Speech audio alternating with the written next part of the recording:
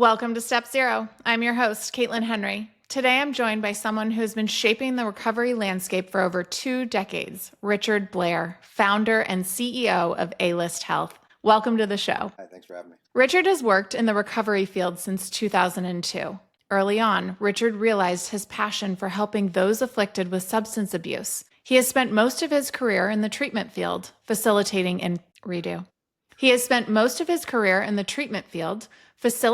interventions, detoxes, and coaching cases. Under Richard's direction, ALYST Health became the first sober companion company to receive accreditation from the Joint Commission in 2018. He continues to work with other national partners to improve the standard of care for those struggling with addiction. With participant health and improvement as his main focus, Richard's mission is to raise the bar in recovery and strives to inspire the motivation for change. Richard, thank you so much for joining me here today. Of course. Yeah. Thank you for having me. It's great to see you. Yeah, you too. I just want to say I love the way that the world of recovery works and the way that you and I got linked up and the synchronicities here and how small this little bubble really is. Because now that we've met, I'm like, oh, this person knows Richard and this person knows Richard. Everyone in the industry knows Richard. So what I'm excited for today is I've never heard your story from rock bottom to recovery. So I want to let the listeners in that Richard is actually a circuit speaker, which means he's asked to speak in front of thousands of people a year,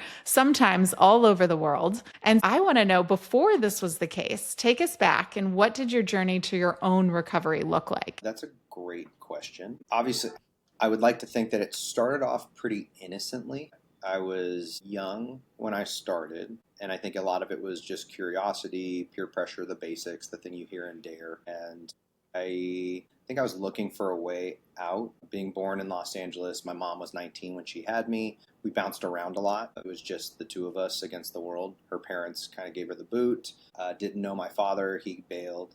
And it was just the two of us kind of mapping it out and growing up together. I can't imagine being 19 and raising a child. You know, I had my kids at 37 and 41, and even then I felt, ept. But let's see. So bouncing around a lot. I don't remember my first drink. I don't remember when I first started. I didn't know it was going to be such a big deal. I didn't know that I'd be speaking all over the world about it. I should have had someone take pictures or something, or like a before and after photo shoot. The before photo, I'm just kind of tightly wound, judging the world, and the after photo is pretty much the same thing. I'm just naked and sweating. But yeah, so I think it started off innocent. I think as things progress, as the disease, manifests in our lives, I think it just became more and more apparent that it had me in its grips. From there, as far as what led to, I think a series of all of it led to. I think every point along the way sort of formulated. It's like collecting pennies.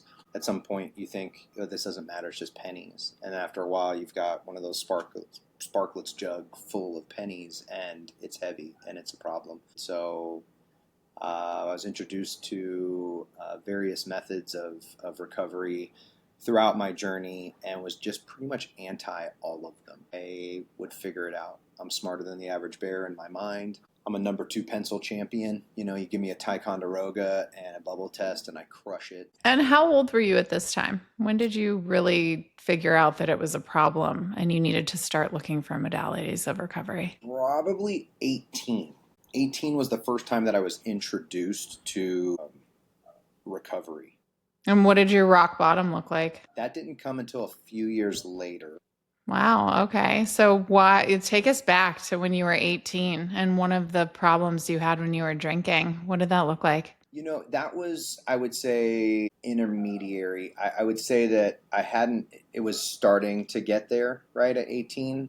It took another few years, but at 18, I started noticing that friendships, my level of honesty, which was always in question, but my level of dishonesty had reached new heights or depths. I really started to push the world away and it became a lot more isolated in all of my avenues. Things that were important to me faded, and that was people, places, and things. Goals, aspirations, dreams, those all just started to disappear. And what did the drinking look like? Was it social or was it alone? Both. At that time, it was both. 18, it was still, there were some fun times and there was that chase of the fun times. And then there was the beginning of sad and alone and starting to question. So that the question marks started to appear. I started to wonder, what is this? The question that started to rise over the next few years and that would plague me for that period of time was, why can't I feel okay as I am on my own? And that just kept hitting me. People would ask me, they're like, dude, why do you always have to drink? I'm like, well, I'm just having a good time. Why are you always, copping and getting drugs or whatever? I'm just having fun. I'm young. I'm having a good time. Why is it that you have to always have it in order to have a good time? And that sparked that question of, why can't I just enjoy life as I am on my own? And that continued to just fester. And then the question then arises, like, what am I going to do? Because then it turns. It's not just, I'll figure that out later. This is a now question, and I need a now solution because something's going on, and I'm losing sight. I've lost sight.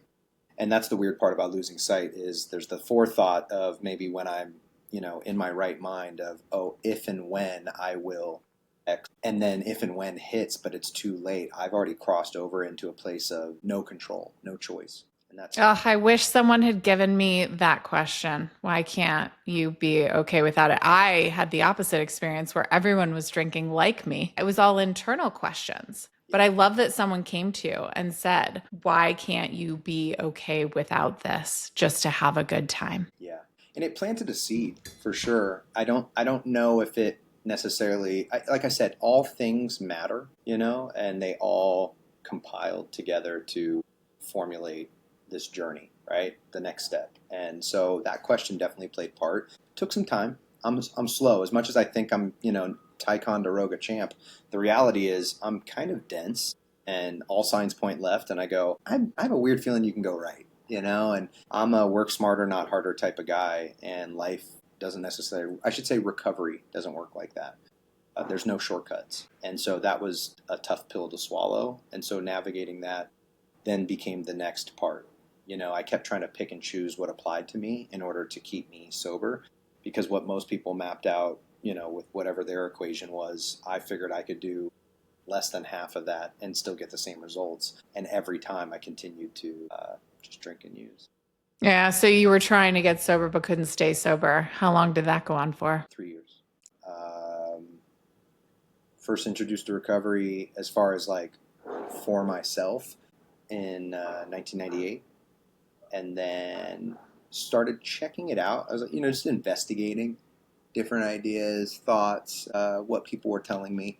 And then I think over those next few years, there were attempts at getting sober and just miserable failures, mostly failure. And, And were you getting in trouble for your drinking? What did it look like? yes and no. I'm fortunate in the sense of I think my troubles look different. A lot of it was internal. There was definitely, I almost died in a car accident. There was stuff. I think I minimize a lot of it and think that I was kind of high bottom in that sense. And in some ways I was. I got sober at 21. That's not everyone's story, And so for me to get it then and actually have kept it since then, that's wild. Even though it took me 3 years to get there, you hear those stories where people are still trying at my age and they started way back then, and for whatever reason they get a biscuit of time, and that's about as much as they can continue to get. So I do feel very fortunate, and I think that's what warps my thinking into believing that maybe what led me here just wasn't as crazy. And the comparison game never works. It's got to be an inside job. Like I really have to look at who I am, what I've been through, how I'm feeling physically, emotionally, mentally, and then really assess whether or not change needs to occur. And typically the answer is yes, right? So, Yeah. So take us back to that rock bottom moment at 21. What did you end up doing differently? How did it land? I would love to say there was something very different about it. And in all honesty, there really wasn't. You're sick and tired of being sick and tired. Kind of, again, for the upteenth time. And I would get a day or a few hours and then bail. And then I would get, a few days and bail. And there was always a good reason to either not get sober or to give up what little sobriety I had. It was a couple of days, like whatever, I'll just get this back. And the thought sober versus the reality loaded there's a Grand Canyon between the two. And I wasn't catching on to that. no matter how many times I repeated it. And so as far as the rock bottom, I remember coming to on my ex-girlfriend. She was my ex at the time. And I was at her older sister's house. No funny business. Her boyfriend was there too. But we all used to get high together. And I came to on the couch afternoon, 12 to somewhere in there. And I caught a bunch of buses to get back to my apartment, which I had an eviction notice on, which wasn't shocking. I don't know. I was like, I guess I'll try it one more time. And I know for a fact it won't work. Dejected, not broken, wounded, deeply wounded. I don't know. It's like I don't know what to do, and the only thing I do, I'll just try that again, even though I've tried before and I know it doesn't work. I just didn't know anymore. I didn't know about rehab as well. I didn't know about treatment centers and programs and stuff. I had no clue. I just didn't know. And I'd heard of the term rehab, but really I wasn't surrounded by people going to rehab. I wasn't surrounded by many people. I was surrounded by people that sold a lot of drugs, and I did a lot of drugs, and we worked very well together until we didn't, until I didn't. They seemed to do just fine. Apparently selling it is you kind of crush it. Doing it, not so much. So that bottom was weird. It wasn't very different than many, many days. Okay. And then what did it look like? Did you walk into the rooms? That was your obviously not first meeting? I was introduced to 12 Steps, that avenue, back in 98. My best friend took me to a meeting. He had been sober, and after hanging out for some time, we realized we had grown apart. We actually didn't grow apart. We went different directions. He went the gang route. I went to Catholic school. I lasted a year and then got kicked out. And then we were always on the fringe of gangs. We actually, ended up that route. And then the last time I saw him, he's rocking size 50 Dickies and ironed his white t-shirts with a crease, which I don't know what's gangster about that. That seems a bit odd, but apparently ironing t-shirts is super gangster, which makes you start to wonder about ironing, vacuuming and dusting and the rest of it. It's are household chores for the mob or something, or I don't know. Whatever. And then I see him at this coffee shop, and he's rocking some pretty form-fitting clothing. He was definitely not look gangster, and he told me that he was sober, and I was super confused. And like I said, we started hanging tough for a couple months, and then he realized I might be a candidate for the Neck Up Club, and he took me to my first meeting. It was Thanksgiving morning, 98. I was turned off. Super weird. To be a good break to Was it a mixed meeting or a men's? It was a morning meeting. A very chipper bunch. It was mixed. They are very excited. The morning sober crew is very excited about life. Hey man, you better watch out. I'm a 645 home group. Yeah, look at you, just glowing, radiating. I'm sure you don't even identify as your name and an alcoholic. You're probably a grateful recovering alcoholic. I definitely say Grateful Kate. I was freaked out by you. I am Kate. I'm a grateful alcoholic. Well, I bet you are. I had a new, I wasn't even going for myself. What's funny is my friend, I had been up for a few days and, on a good one. And I was strung out. I was wearing a bright orange shirt that said I Heart Heroin. Oh, the greatest shirt ever made. He's like, hey, let's roll to 6:45 in the morning, speaking of. And he says, let's go to this meeting real quick. And I go, no. What? I'm not trying to go to NARC headquarters. And then he said what he needed to get me to go. And he said, will you just go to support me? At which point I had no defense because that's my boy, and I'll go to war for him. And so if he needs to go to this, A&A or whatever it is, okay, fine. And so I rolled. He prefaced our field trip with, don't worry, it's not a cult. And I went, oh, cool. Wait, what? I've never been anywhere on the planet where someone said beforehand, don't worry, it's not a cult. So immediately I know it's a cult. And we get there, and there's all these grateful alcoholics, and I'm looking at all of them, and everyone seems pretty well dressed. They all seem to know each other. They pulled up in nice cars. They seemed like they slept. I was super confused by the whole thing, and I wanted nothing to do with it. Nothing to do with it. And I don't know for a fact, but I would assume that I got, drunk and high that day. Later that day, I don't remember. But I definitely didn't stay sober. I didn't continue to check it out. Wanted nothing to do with it. I think this is important for the listener to hear. I too was AA resistant, is what I call it. I didn't do it for 9 months. And going in and even trying it and then realizing this is not for me, I'm not willing. So take us back to when you did get willing, and what did you do in that moment? I'm back at my apartment. The eviction notice is outside. I really have nowhere else to go. Where did you go? Yeah, that's a tough one. As far as where the willingness came from, I don't know. I trust God. I believe that I was graced, and I don't think I'm more special or unique or anything like that. I think I was given a window, right? That moment of grace. As far as what I did, like I said, I came to and I just went one more time. I wanted nothing to do with it, and I knew for a fact it had nothing to do with me.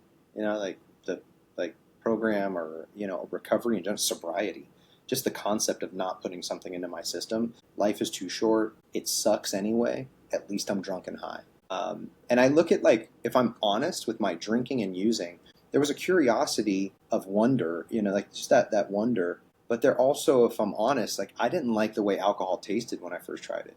I was young. Didn't like it. Was weird. Beer was weird. Wine was weird. Hard liquor was great, but challenging at times. And I had to practice. And I know there are certain people, you talk to them and they say the first time they took a drink, it went down, it was warm. Instantly they knew that was it. I wasn't an instant guy. And conversely, there's people that come to AA or religion or smart recovery, refuge, whatever it is that they look for, and they know instantly, they go, my people, I'm home. Finally, I found it. And that was not my story, much like alcohol. I had to practice recovery. I had to invest in it. I had to investigate, and then I had to invest. I really needed to dig in to find what made sense for me. And so for me, willingness wasn't immediate. And I won't say there was a line that was crossed where I just became willing and did everything. No, I always was suspect about AA. I had a lot of judgment and skepticism regarding a big book and how it was somehow going to change my life. First of all, get me sober, let alone this life all these lives that people were stating were just greater than ever. And there's no book on the planet. This doesn't add up. This is all bad math, and you guys are idiots. Complete idiots. And so I guess, the only way I can look at it is I got beat up by drinking and drugs to such a degree, that bottom you talk about, that point of desperation, the gift of desperation, where I thought, okay, I'll try one more time. And like I said, nothing was different in my mindset per se, because I had said I would try one more time countless times. The only difference was I was able to string along that have led to now this 24 plus years. That's the only difference. And it was just other moments of grace and applying certain tools. I'll say the one difference, if I'm honest, was there were a lot of differences. Part of it was a belief that there was a maybe I could get it this time. The other part was I had never truly done everything, all the outline, the basic equation that's said. And then also I had never gone through the literature with someone that had been through it before. I was always told, read up to this point, call me, let me know what you think. And I would either do the assignment or not. Either I wouldn't and I'd bail. Or I would do it. They would say, okay, what'd you get? And I'm like, well, reading retention was just not my thing. And so I'm like, don't drink. I don't know. And they're like, you didn't read it. And I go, I swear to you, I did. And it didn't mean anything. But going through it line for line with someone who told me where to highlight and would call me out if I knew a word or not, who would tell me to write things in the margin and underline stuff, that changed the trajectory of my recovery journey, 100%. I love that you said it was just the inkling of a maybe. Maybe it'll work this time. I think a lot of my listeners are at that point where it's I'm toying with the idea of giving up drinking, but I'm not there yet. But if I can just get to a maybe, then it's that willingness to even be willing is something I talk about frequently. And so you had the willingness to be willing. It was finally, I've got to have some form of hope. And it takes whatever bottom it takes. Yours, to some people, doesn't look that bad. Sure, you had an eviction notice outside your apartment, but you weren't in jail. You weren't forced into rehab. You didn't get a DUI. You just decided in that moment, enough was enough. Yeah. Ultimately, that's exactly what it was. And again, God's grace. And then countless individuals, whether I knew them or not, strangers that essentially took care of me, that would just that little moment of even remembering my name or how many days sober I had. They're like, oh, you're coming up on 30 days. And I'm like this person sees me. That's unheard of. No one had seen me. I had become this feral animal with my life in a duffel bag, times without shoes, nowhere to go. And here I am, and these people are like Richie, right? In these moments where all of a sudden I had a sense of community, albeit small, because I was so guarded. I was broke, I was poor, and I had no resources. I had nowhere to go. I had all these different things. And of course, I had a mindset that said, I am the worst thing on the planet. Like, all I do is infect, and so I don't need to exist. And so when people see me, like, it almost hurt. And I had such a low, distorted vision of myself that it was hard to accept help from others and to believe that I was worthy of a good life, let alone recovery. Yeah, I resonate with that. Low self-worth and shame was just eating me alive, but very internal, very the same. It wasn't anyone necessarily pointing a finger at me and saying those things. It was just me telling me that every day.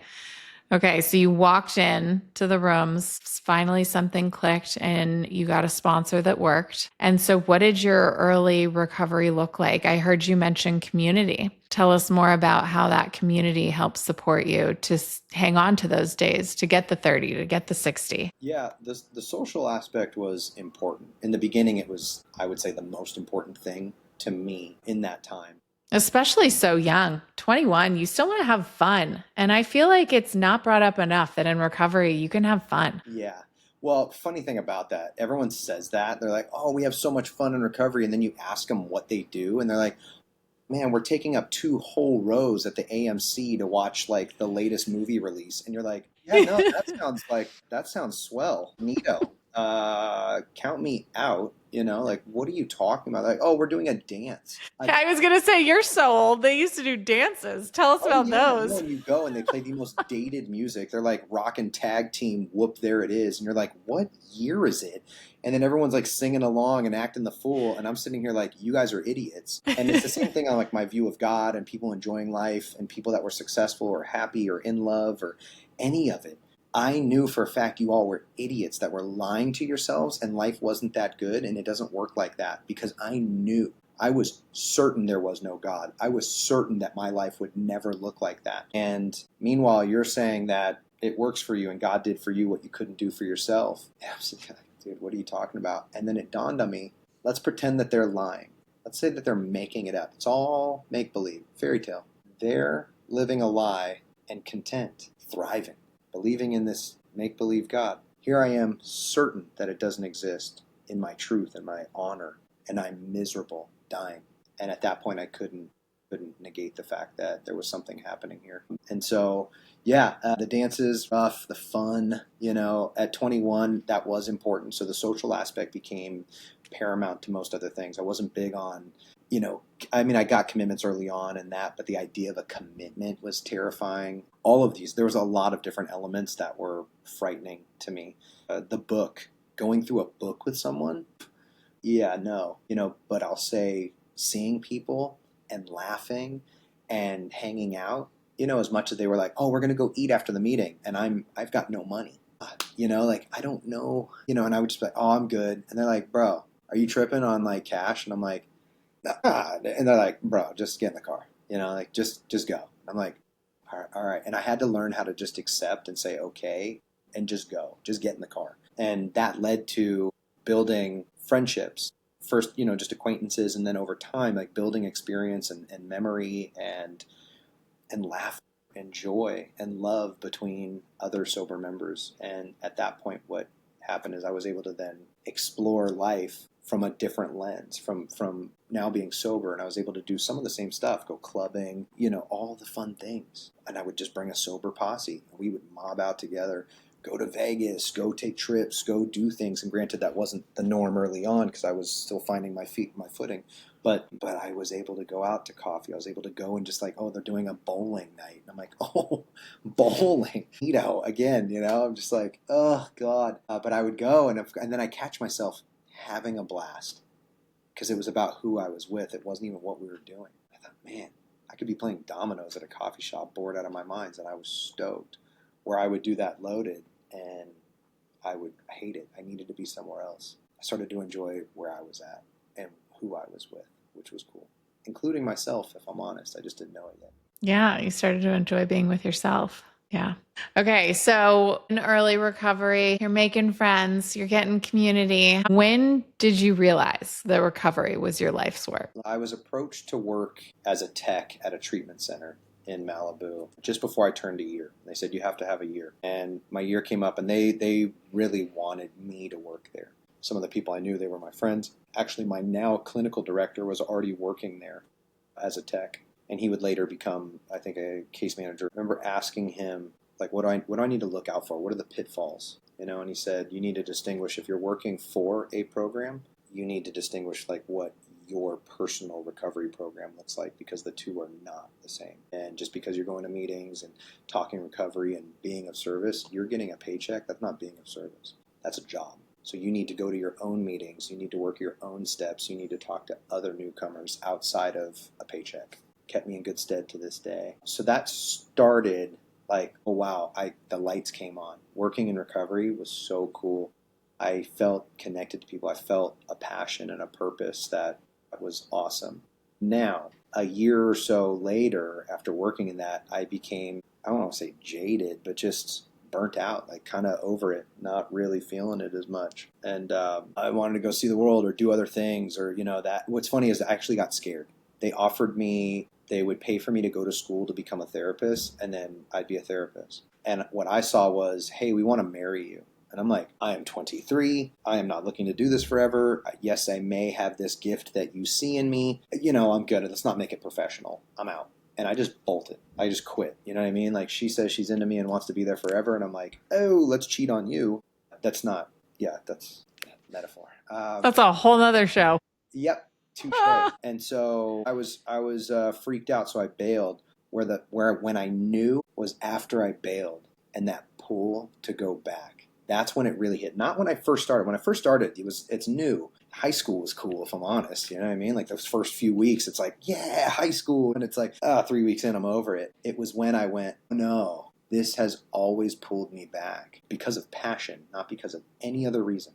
Because I love working with people and watching them get it. And sometimes it's tough. Sometimes it's tragic. Sometimes you help someone, and just because they get sober doesn't mean they're great people. They're schmucks. And you go, all right, well, at least you're a sober schmuck, and sometimes you see these people that were so as alcoholics and addicts, and then you see them get sober and they take on this life, and you watch it organically just flow. And they're a light. The light is so bright. And the ones that have reached the darkest depths have like the brightest light. And it's so cool to witness that. And that's when I knew, I was like, okay, I can't even fake the front. And I've done other things for so long, like throughout my journey, just because I always wanted a leg out, like a foot out, just in case, that trapdoor kind of thing. But I knew in my heart of hearts that this is where I wanted to be. This is what I wanted to do. So you went back. Did you end up becoming a therapist? No, I've thought about it recently, but then I stopped thinking about it. I think it's important to get education and continue to. I think forever being a student is important. I think a lot of the times, especially, with podcasts and social media, we all look for experts, this many hours in the field, this many years in the field. And yes, that matters, but I never want to get to a place where I'm not a student, that I can't continue to learn about all aspects of life, including the field I've been in for 23 years. There's always new information, new data, there's a lot of new. And new to me. It might be old, but new to me. And so I think it's important to continue to learn. Well, I want to know more about ALYST Health. How did you go from where you were and the Malibu tech? They all want you to continue working there. How did you get from there to starting ALYST Health? Well, I worked in various roles at various programs. After I left, I went and worked all these different places, and then I went to work at a treatment center in Hollywood. I was introduced to sober companioning at that rehab. I was asked to go out with certain people, some celebrities, some other, just people, and be a sober companion. And I had heard of this term. I was starting to move throughout the scene back in 05, 06, and it had been around way before that, but I was just starting to hear about it, and I remember all these dollar amounts and how much people were making, and I was just like, I'm die-hard 12 steps, and I'm thinking, this is just paid sponsorship. This is bogus. This is high-priced babysitting. I'm not the one. Then, of course, I'm working for a place where they asked me to go do it. I'm like, okay, fine, a chance to make some extra coin and not be at the spot all day. I can go out and do stuff. And So I did it, and I had an effect in that role that I didn't foresee, and I also was able to observe it firsthand and realize that something magical can happen in a real time, real life environment as opposed to the safe, secluded rehab environment. And not knocking either of them. I think there's benefits to both depending on the individual. But I got to see it firsthand. Oh, what I thought it was is not what I'm experiencing in this moment. And I needed more data. I think it's always about data points, right?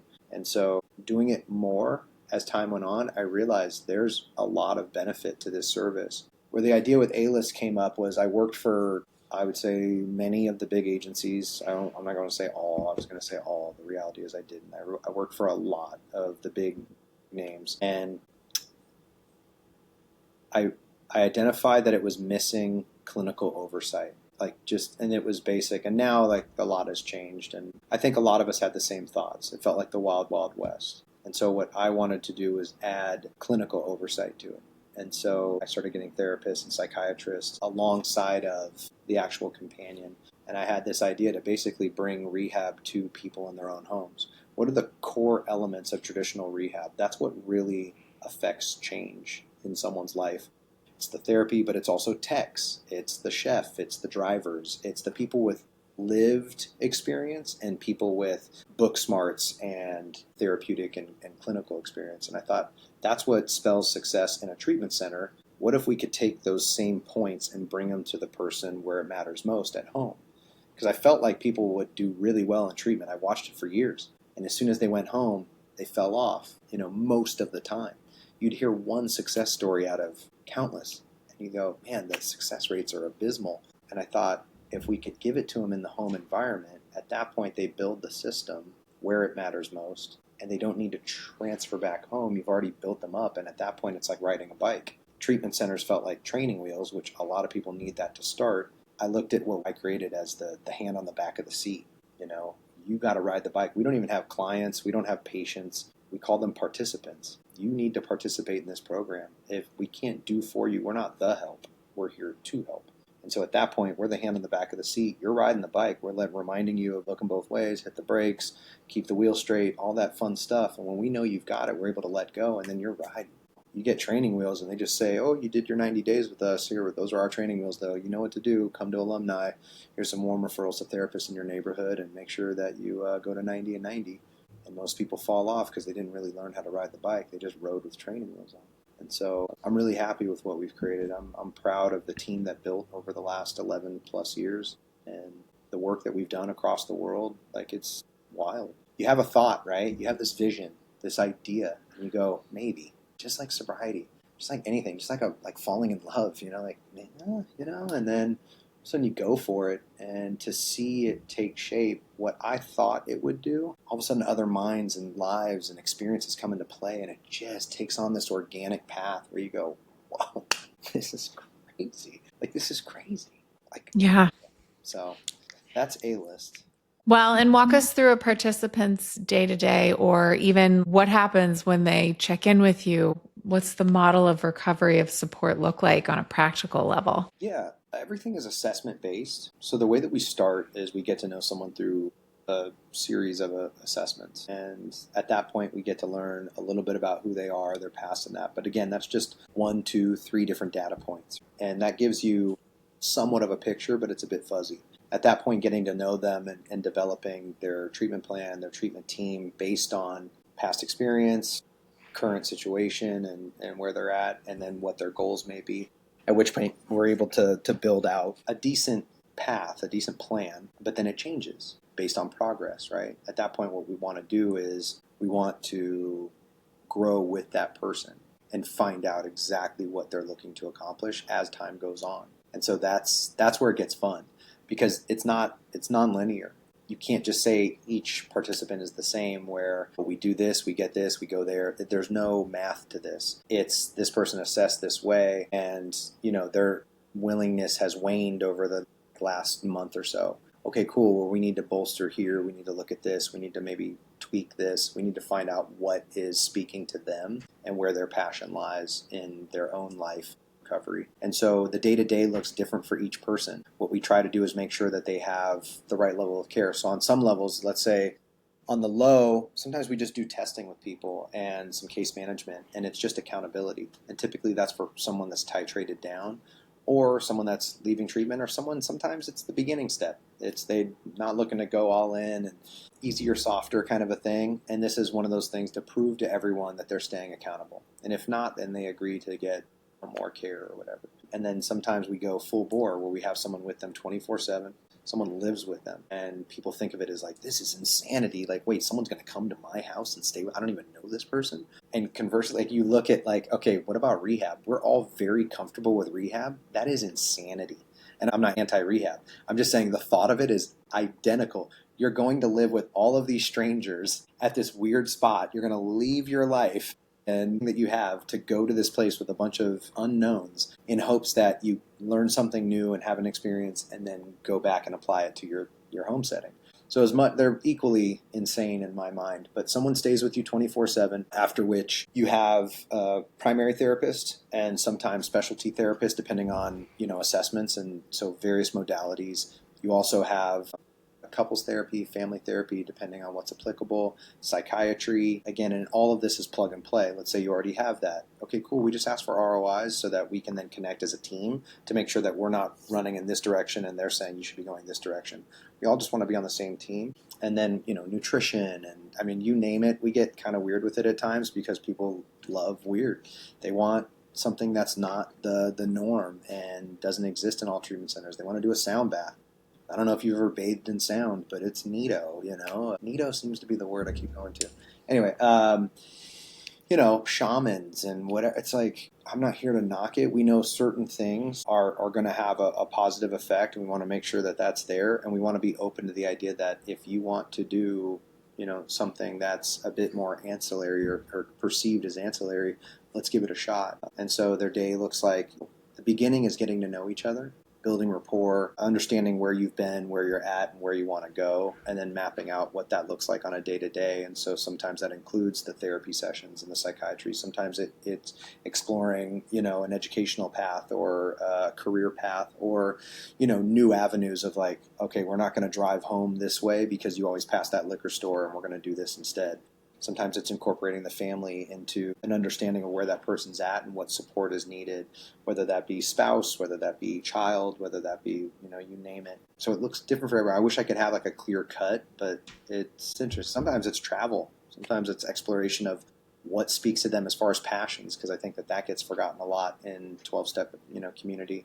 We talk about family, we talk about program, we talk about career, we talk about education. What about what turns us on? What about the spark? Where do we talk about that? So we try to do that as well. I love that you do basically personalized treatment. So what kind of clients, or I should say participants, do you normally see? Is it people that have tried rehab before, or do you mostly get new people who are maybe resistant to rehab centers or need to be private in their own lives? I think a lot about that. People that can't go to a rehab because maybe they're a public figure.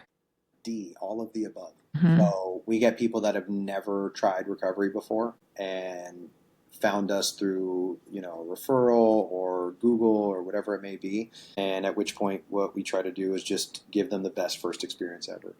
We have those that have tried, countless places, have not found success, or I guess long-term success, at which point they want something that's a little more lasting and effective, which again, real life, real time environment, they're able to build it in home. Due to that we eliminate a lot of the pitfalls. So there's that. We do get some high profile individuals that are, and maybe not even high profile, but just due to their position in life, that they need or want confidentiality and privacy. So we get that as well. And we're able to be effective with all. We're quick to say if we're not the right fit and that person needs more wraparound care or a different level of containment, because there has to be a certain amount of willingness to work with us, given that we're going to them. We need to know that they are going to be safe, that our people that are there are going to be safe. And so first and foremost, if it's not the right fit, we're quick to call it, because we're not here to just collect the paycheck and say, hey, we gave it the college try, you just keep relapsing. We want to make sure it's a good fit and that we're moving towards success. Yeah. What have you learned about yourself through helping others heal in recovery? I'm not exempt. I'll speak for myself. I think as a helper, as someone that works in the field of helping people. I think because I know what works and what the result typically looks like, beyond just recovery, a wherewithal of EQ versus IQ and that, and there's just this like connection to humanity. And because I know that intellectually, that I'm good to go. And quite often I've been the person that recommends a certain treatment modality or whatever it may be to someone because I can identify it quickly. It becomes, the matrix, where I just see the binary and I'm like, bum, bum, bum, EMDR, bum, bum, bum, oh, DBT, bum, bum, bum, and you just like kind of, you need more physical activity. Here we go. Oh, let's do with the nutrition, the combination of the whatever. And all of a sudden I'm exempt because here I am helping. And it's much like my clinical director told me when I was newly in this field. And he said, you need to distinguish between working for a program and your own program. I think because I'm helping so many people in that I get it through osmosis. And the reality is my nutrition is just as important. My physical regimen is just as important. My personal program is just as important. My therapy and determining what my underlying traumas are is equally as important as someone that is newly sober. And even though I have 24 years, I am not exempt. It is my duty to continue to dig, and that's what this last 2 or 3 years has been, where I'm digging. I'm back in it and making sure that I'm feeding my soul, because I cherish this life. I love my life and I love what I do. And if I want to be good at that, in the roles that I play, whether that be a business owner or a father or myself, that means I need to be the best version of me. So that takes effort. I don't just wake up and innately have that at my disposal. Getting a little choked up. There we go. Yeah, you're actually doing the work. And I hear you trusting your intuition. And I want to switch gears and go back to when you said you didn't have a higher power, you didn't believe in God. How did you find your spirituality, and what does that look like in your life? I met God through logic. Again, like I painted that picture of they made it up and they're thriving. I am factual and dying. And I thought there has to be something. I'm going to start lying. And so I started taking the action of just stating the prayer to nothing, or maybe something. That willingness to believe that you spoke of earlier. My sponsor said I could borrow, his higher power. I remember thinking that's so lame, but I didn't know what else to do, and I couldn't disprove as much as I couldn't prove. I couldn't disprove, especially with so many examples in front of me living well. And so in the action, it didn't matter. It's like lifting weights. My head can tell me this will never work. My heart can believe it to be true, that I'll never be buff or in shape or whatever people lift weights for. If I keep doing it though, I get stronger, period. It's not about belief or understanding. And so what that looks like for me today is a strong connection. We're going to get open here. I'll go for it. I'm going to take the bait, Kate. I rarely talk about my conception, but my connection is very strong. I feel that it is the most important part of my recovery. I believe in the connectedness of all things. I find it odd that I am made up of the same things that my desk is made up of, as the nothing, the air is made up of, as the universe. All things are made up of the same things. And somehow that means that I am part of that. In my first go through the steps, I was told to write down something in my book, and it says, I am not God, but God is me. To seek God is to be with God. And in the moment when I wrote it, I thought, oh God. All I could think was, oh God. As time has gone on, I look at it, I am not God, but God is me. To seek God is to be with God. As long as I'm looking, I'm with. And that's so powerful. And I'm not the all being, but I'm part of it. I'm an extension of the greater whole. And my job as an extension is to be the best version and help myself and the others in the, help the greater good, period. That's it. So that's kind of what it looks like. And I got there through logic and through good mentorship. I love that, especially for our listeners who struggled with it as well, and that you got there through logic and you just almost fake it till you make it. And I hated that. I can't fake it, and I remember, but again, I had to because I saw it working. Once I saw it working, I went, man, it's not working in my life. I've got to at least try, But yeah, that was it. Yes, we said contrary action, which is so much of our program on a day to day, which we could dive into emotional sobriety, but we don't have time for that. I want to ask you like, so much of your work requires heart and stamina. How do you personally stay grounded or even inspired to do the work that you do? Do you have a morning routine? Do you have a workout you love? What helps you kind of just stay sober today and trudge this path? Yeah, that's a great question. Yes, I have rituals. I have basically a regimen that I follow. It includes program, it includes physical. I read a bunch of books and approved, non-approved, like just stuff that I benefit from. I highlight from those. I write stuff in the margins, regardless of what book it is, and I journal. Dear diary, I open up about my feelings and what's going on in my life, like a third grader. And what else? I work out. I have an app on my phone. I notice that I pay high prices for gym memberships, and I don't go. Give them money for years and not go. And so I've switched to an app on my phone that I pay for that I follow.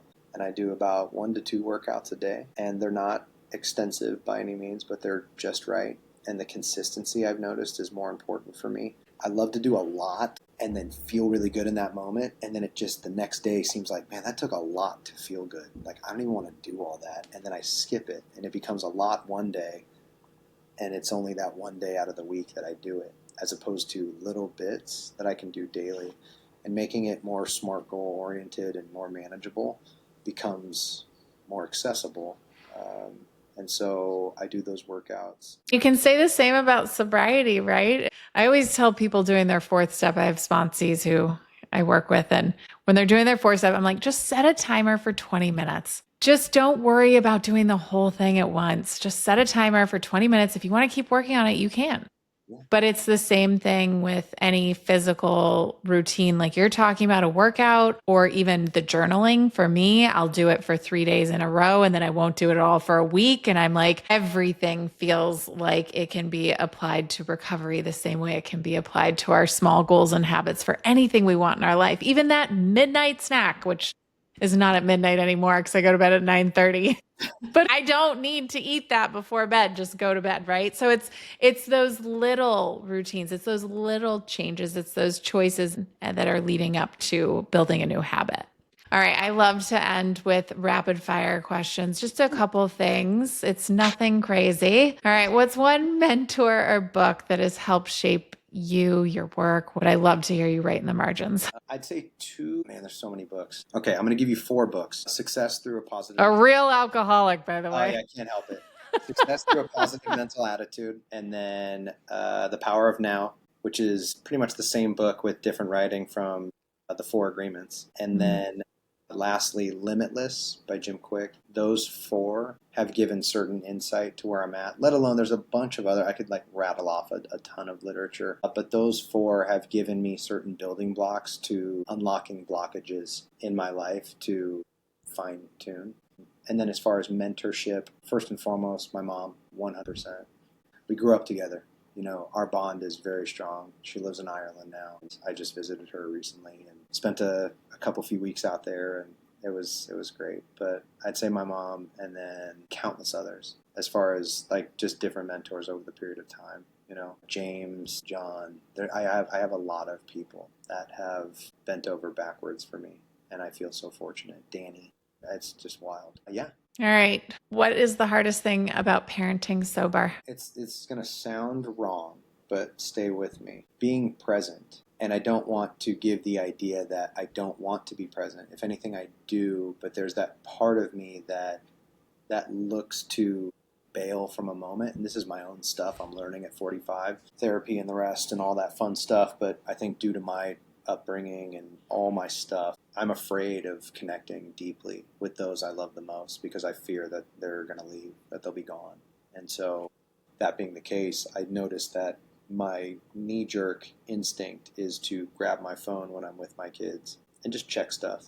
And so that's the first. The second is not imprinting my childhood upon them. And that's an easy, like, overarching theme. But there's another book Parenting from the Inside Out. Anyone that is looking to grow and move through their own past, I don't care if you're a parent or not, parenting from the inside out. As a parent, it helped me so much and continues to. All right. What's your favorite go-to drink or even snack in sobriety? Drink, that varies, but I'll say ginger beer, like a good, strong ginger beer. I love it. No ice, no glass, no straw. Just give me the bottle or the can, much like when I was drinking. And the stronger, the better. Fever Tree, Q. Bundaberg's good as well, but whatever. We could go into ginger beer for quite some time. I'm kind of a connoisseur. Connoisseur. Oh, yeah. And then, so that was drink. What was the other part? There's a second part to that question. If you want to mention a snack you love in sobriety. Man, I travel a lot, and for whatever reason, I think it's Delta, got me hooked on those damn Biscoff crackers, man. Yes, those are addicting. It's called canola oil, just so you know. I know, and it's brutal. And besides that, sushi, tacos, and anything that everyone loves. Yeah. Are you that guy on the plane that asks for extra? Like one is not enough? Oh, yeah. Oh, yeah. And then figure, Costco starts to sell them 4 sleeves in a box. And they're like, jackpot. It's the opposite of jackpot. It's brutal. It's jackpot belly. It's not cool at all. And I'm like, the real reason why he needs an app on his phone. I swear, he ate too many biscuits. They're sober crack. It's not right. Okay, maybe our listeners shouldn't partake in those. No, they're too addicting. I didn't mean addictive snack here, bud. Oh, my bad. Yeah, I love avocado. Broccoli. My favorite. Broccolini. Delish. Just lemon, salt, and pepper. Nothing crazy. Definitely just olive oil. Just eating it raw. Just tiny trees. No ranch. Yeah. Okay. What is one small step that someone can take today if they're curious about sobriety? Reach out right now to someone you know that's sober. Immediately. Don't think you heard this part. Pause, turn it off, pick up the phone. You know that person that's sober that you lost contact with or you know directly. Reach out and just be like, hey, I want to check out what's working for you. And call yourself out. That's not easy, but it's a small step. It's that thing. It's a huge step. Until we know where you're at, until people knew where I was at, no one could help. And I didn't want the help because I'll figure this out. And the reality is if I can just drop my own bullshit for just that moment and say, hey, this is where I really am.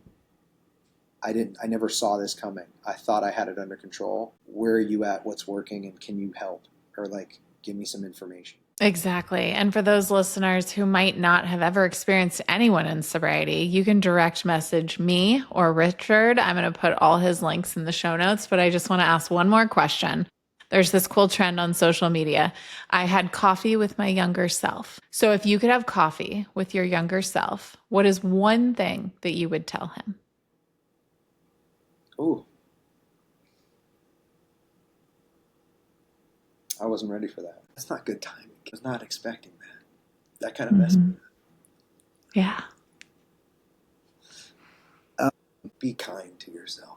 Yeah. I think quite often I compound my issues by beating myself up.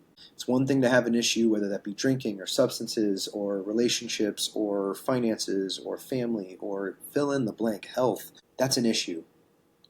Easily identifiable. I compound it by beating myself up for being in it, for not being able to solve it, for having it for many years.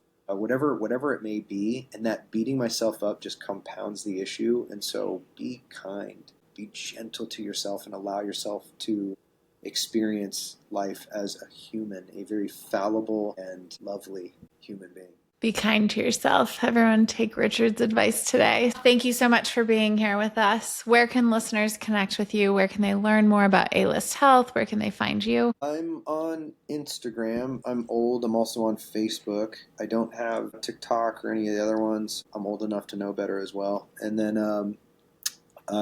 you can find me at Richard Blair. You'll find me in a pink suit unless I change that photo, in which case don't look for that. Just look for me. And then alysthealth.com is the website. And it's spelled ALYST for those listening, but I will put all your links in the show notes. Yeah, thank you. We couldn't just do ALIST, but I digress. Yes, ALYST Health with a Y. Thank you. Okay, if today's conversation stirred something in you, please share this episode with a friend. And remember, you don't have to hit rock bottom before removing alcohol from your life. I really hope the listeners today heard something that keeps them coming back. Thank you for being here today, Richard. Good to see you.